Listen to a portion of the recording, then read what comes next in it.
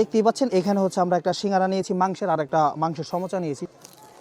সমোচাটা হচ্ছে কিছুটা মোরগ সংসা পিঠা আছে না, ওইটা ওইরকম ফিল আসে আর কি। তো হ্যালো গাইস, আসসালামু আলাইকুম। কি অবস্থা সবার, কেমন আছেন সবাই? আই হোপ সবাই অনেক বেশি ভালো আছেন। তো এই মুহূর্তে আমরা অবস্থান করছি বলরা বাজারে, আর বলরা বাজারে আসার কারণ হচ্ছে আমরা আসছি হচ্ছে মাংসের সিঙ্গারা এবং সমোচা খেতে।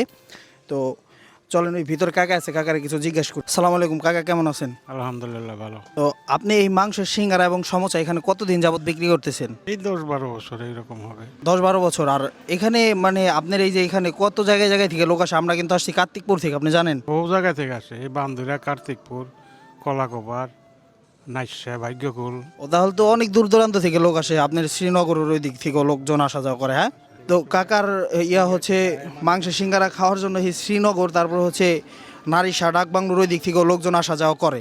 তো চলেন আমরা এখন সিঙ্গারা এবং সমোচাটা ট্রাই করে দেখি আসলে কেমন।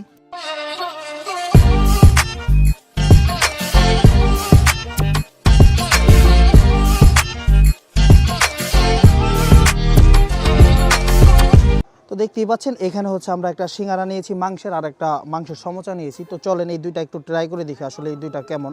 আর তার সাথে কিন্তু একটা স্পেশাল চাটনি আছে এখানে, এই যে দেখেন। বিসমিল্লাহ।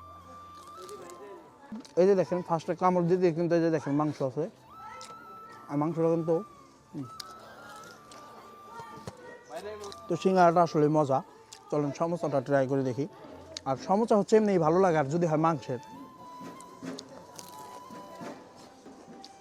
সমোসাটা হচ্ছে কিছুটা মোরগ সংসা পিঠা আছে না, ওইটা ওইরকম ফিল আসে আর কি।